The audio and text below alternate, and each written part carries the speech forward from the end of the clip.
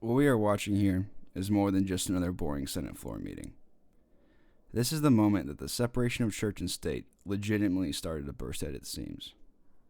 This is the moment that our own government proved that it doesn't just take activism to make change.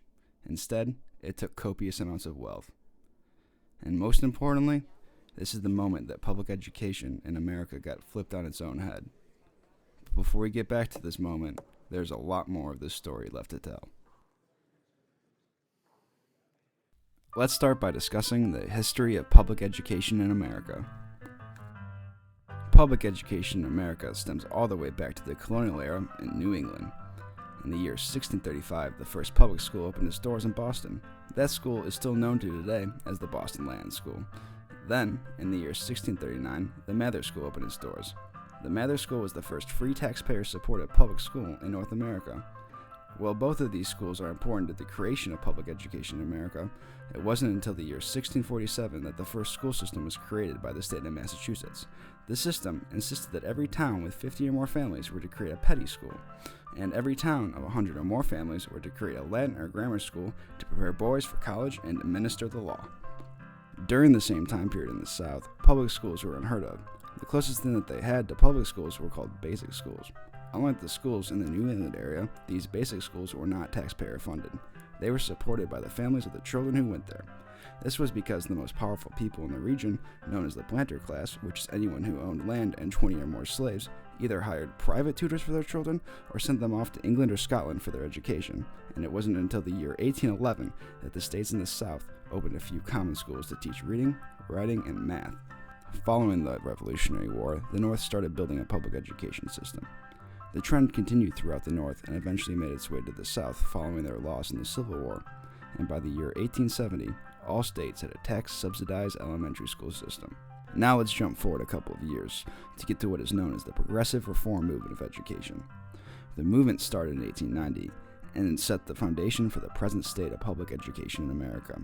The goal of the Progressive Reform Movement was to create a bureaucratic system run and taught by experts. This way of thinking opened the doors for many new jobs for students, because before the reform, the goal of education was to provide patronage jobs to middle and lower class students. This era is known for its dramatic expansion of the public school system, as well as the amount of students that they served. And as the system began to grow, so did its success. And by the year 1940, 50% of young adults had received a high school diploma, and it appeared as if the system was a success. But as we know, the future would hold a lot more obstacles as we attempt to create the perfect education system here in America. I also strongly believe that we want to make sure the No Child Left Behind Act continues to work. You measure every day. That's why you're successful business people. I mean, you know what your business is doing. I believe we ought to extend that same principle to our public schools and ask a simple question. Can a child read at grade level? And in order to determine that's why you measure. And if the answer is yes, we all say, great. If the answer is no, the question will be, then what are you going to do about it? What President Bush is talking about is none other than his hallmark bill known as the No Child Left Behind Act. The No Child Left Behind Act is the reason why standardized testing has taken off the way it has in this country. The reason being is that the Act requires that any school receiving federal funding must administer a statewide standardized test annually to all of their students. If the schools do not make adequate yearly progress, also known as AYP, in their test scores, steps are taken to improve the school. If a school misses its AYP goals for 2 consecutive years, it gets labeled as a needs improvement school, and it gives the students in that school the option to move to another school in that district if there is one. Overall, a school would have to miss its AYP for 5 straight years until they are required to turn the school over to the state or turn it into a charter school. The No Child Left Behind Act has helped raise standardized test scores, but many critics say that our children are receiving a steadily worse education because our educators are more focused on teaching what will be on the test instead of teaching a well-rounded curriculum. The No Child Left Behind Act is also linked to the cutting of funding towards the arts because it is not seen as an asset to a school because art cannot be used to help improve test scores. This was the case until December 2015, when President Obama signed the Every Student Succeeds Act. While the act did preserve federally mandated standardized testing, it eliminated the punitive consequences for states, schools, and districts that do not perform. Instead, it made the states responsible for creating their own consequences for underperforming schools. The remainder of Obama's term in office did not produce anything surprising for public education. It is what happened next that changed the face of the future of public education in America. Education is the civil rights issue of our time.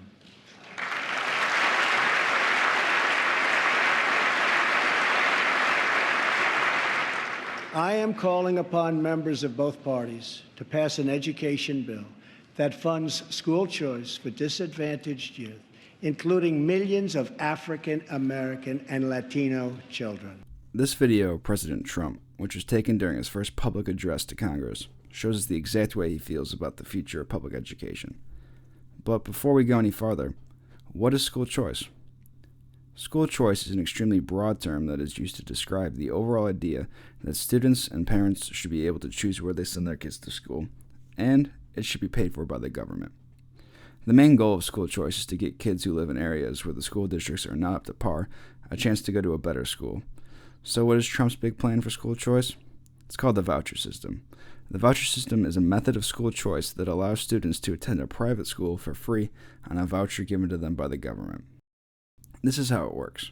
The average public school receives funding for every student that attends that school. So instead of giving that money to the public school, they can give that student a voucher, which is the funding the school would have gotten, so they can attend any other eligible private school. While this does sound good in theory, the only way to know how successful it's going to be is to know who's in charge.